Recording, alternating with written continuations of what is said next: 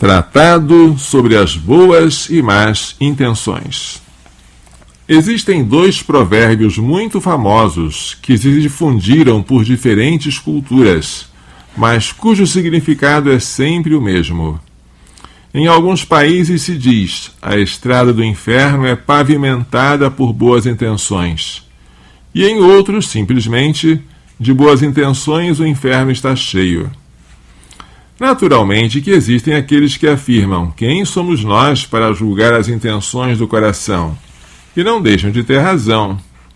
O problema é que tal expressão geralmente é muito usada para justificar o erro, quando não para explicitamente apoiá-lo.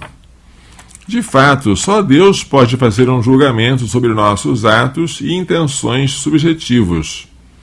Portanto, o mais apropriado seria dizermos: não sei com que intenção tal pessoa fez ou disse isto, pois ao dizermos que ela agiu bem intencionada, estamos também emitindo um juízo que muito bem pode ser um julgamento errôneo ou injusto. Mas voltando ao provérbio em questão, só para termos uma ideia de como ele é verdadeiro, tomaremos por objeto de análise os 10 mandamentos da lei de Deus, e veremos como, em nome das boas intenções, esses mandamentos têm sido continuamente transgredidos e escarnecidos. No primeiro mandamento da lei, Deus ordena categoricamente que devemos amá-lo sobre todas as coisas e que não devemos ter outros deuses em sua presença. Ora, mas se lá na Epístola de São João está escrito que Deus é amor, e São Paulo, em uma das suas cartas, diz-nos que o amor não é egoísta, então rapidamente nossa mente e coração, que pelo pecado se tornaram facilmente inclinados para o mal, começam logo a construir uma outra imagem de Deus, bem diferente do Deus do Decálogo. Imaginamos que não é bem assim. Deus não pode ser tão rigoroso. Claro que o homem é livre para ter o Deus que quiser, e Deus respeita essas escolhas, porque o homem tem uma capacidade de amar muito ampla e manifesta o seu amor de diversas maneiras. Aí já começamos a dizer que os ídolos dos pagãos são apenas uma outra manifestação cultural, mas que no fundo representam o mesmo Deus que adoramos. Daí começamos a dizer que todas as religiões têm o mesmo valor, e assim começamos a pavimentar a estrada do inferno. No segundo mandamento, Deus ordena-nos que respeitemos com suma reverência o seu santíssimo nome, bem como a dignidade do seu ser e sua ação no mundo. E hoje, ao vermos o nome de Deus ser vilipendiado em peças teatrais sacrílegas, em filmes e novelas blasfemas, quantos de nós não apenas nos permitimos assistir a tais obras, como também elogiá-las? Se alguém protesta, há quem diga que este não passa de um radical que quer violar a liberdade de expressão. Há sempre quem diz que a intenção do autor foi a melhor possível. Tentam justificar tais iniciativas alegando motivos de arte, cultura, história. E os próprios autores dessas obras sacrílegas ainda têm o cinismo de vir a público declarar que não tinham a menor intenção de ofender a fé ou a religião de ninguém. E assim se vai pavimentando a estrada do inferno. No terceiro mandamento, Deus nos ordena guardar os domingos e festas santas, dedicando esses dias ao seu culto e louvor. A Igreja, em sua sabedoria milenar e divina, ordena que a melhor forma de cumprir esse preceito é participando do santo sacrifício da missa aos domingos e dias santos. Mas nem precisamos fazer aqui uma lista das desculpas mais comuns usadas por aqueles que, abusando de sua liberdade de cristãos, sempre arranjam modos de burlar esse mandamento. A verdade é que o domingo, para a maioria dos cristãos, se transformou em dia da praia, dia da pelada, dia do cinema, dia do namoro, dia do clube, enfim, dia de tudo e de todos, menos o dia do Senhor. A intenção? apenas se divertir, afinal, ninguém é de ferro. E assim, mais um trecho da estrada do inferno vai sendo pavimentado. O quarto mandamento prescreve a obediência e o respeito por nossos pais. Entre tantos exemplos de como esse preceito vem sendo transgredido em nome das boas intenções, citaremos apenas o exemplo dos filhos que, durante a velhice de seus pais, os isolam em casas de repouso, asilos ou outras facilidades, alegando que ali eles terão maior liberdade, mais privacidade e pessoas especializadas para dedicar-lhes cuidados apropriados. Na sociedade materialista e consumista em que vivemos, a maioria das pessoas concorda que tal atitude é sempre movida pelas boas intenções, e não pelo egoísmo e pelo comodismo. Para agravar ainda mais essa situação, agora há também aqueles que advogam em favor do direito à morte com dignidade pela eutanásia. Isso para não falar nos famosos mercy killers, matadores por piedade. Ou seja, aqueles que matam os próprios pais doentes por amor, para não vê-los sofrer de uma doença degenerativa. E é assim que mais uma avenida é pavimentada para o inferno.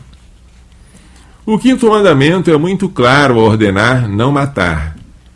Mas o que dizermos então das desculpas mais estapafúrdias que se usam para justificar a morte de um bebê ainda no útero materno pelo aborto?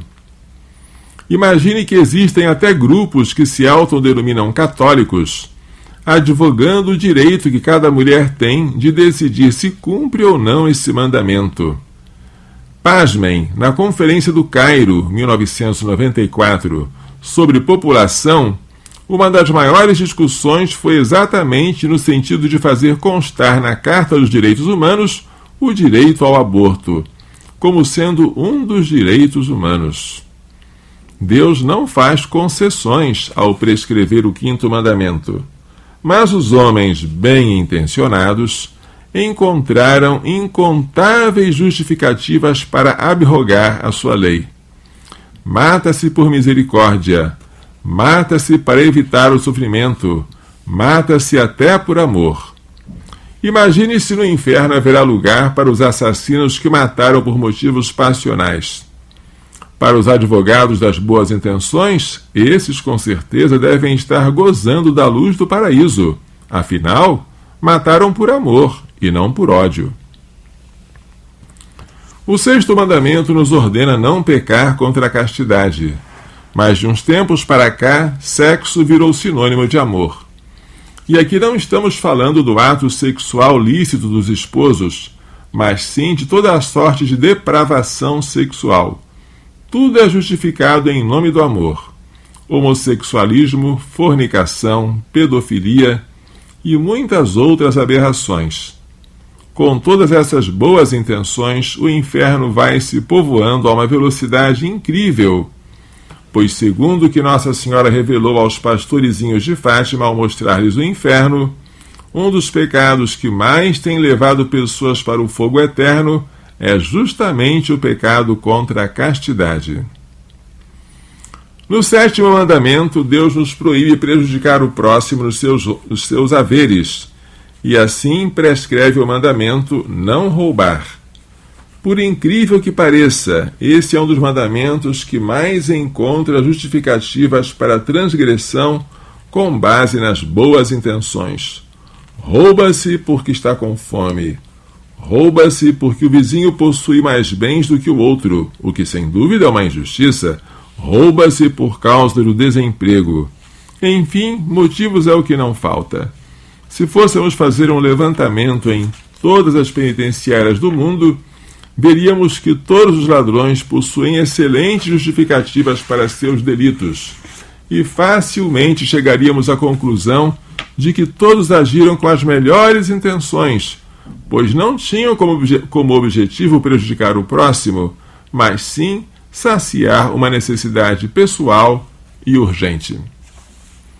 No oitavo mandamento, Deus nos proíbe diretamente dar testemunho falso contra alguém e, por extensão, proíbe-nos qualquer lesão à fama do próximo por detração ou calúnia. Quantas vezes ouvimos pessoas dizerem que não agiram por mal, depois de terem praticamente destruído a reputação do próximo? Os meios de comunicação são mestres nessa arte.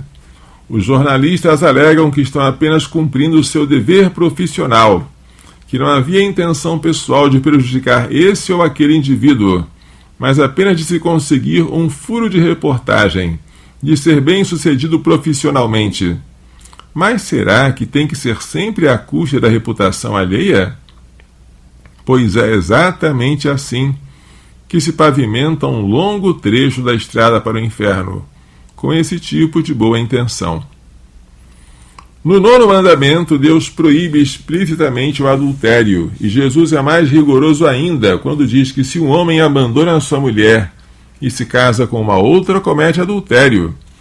E se a mulher que foi abandonada pelo adúltero se casar com outro, igualmente se torna adúltera.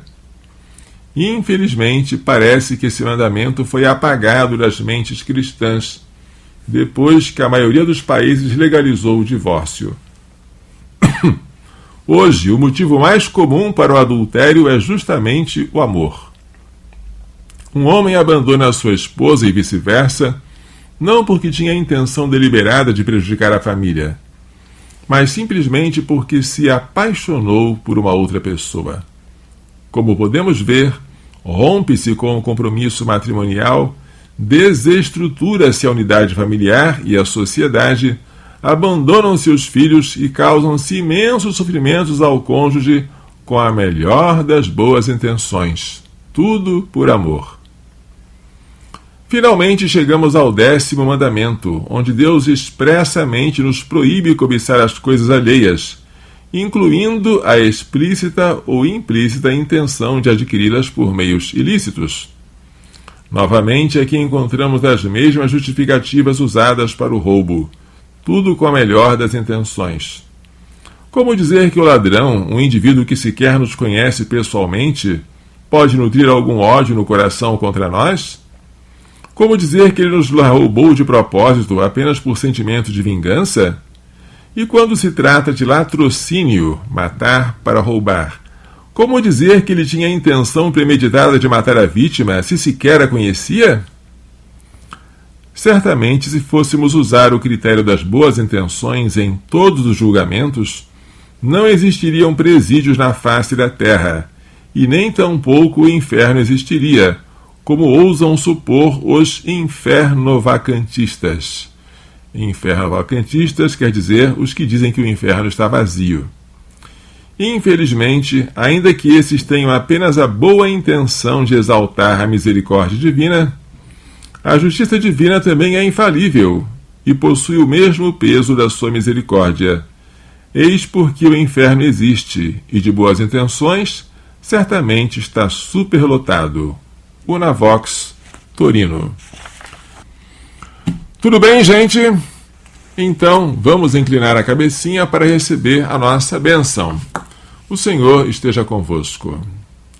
Pela imposição de minhas mãos sacerdotais e pela invocação da minha aventurada sempre Virgem Maria, de São José, seu castíssimo esposo, de São Luís Gonzaga, de São Luís Maria Grande de Montfort, de Santa Gênia Beretta Mola, de São Miguel, São Gabriel, São Rafael, de todos os anjos e santos, abençoe-vos, proteja-vos, guarde-vos com toda a bênção do céu e da terra, o Deus Todo-Poderoso, Pai, Filho e Espírito Santo. Amém.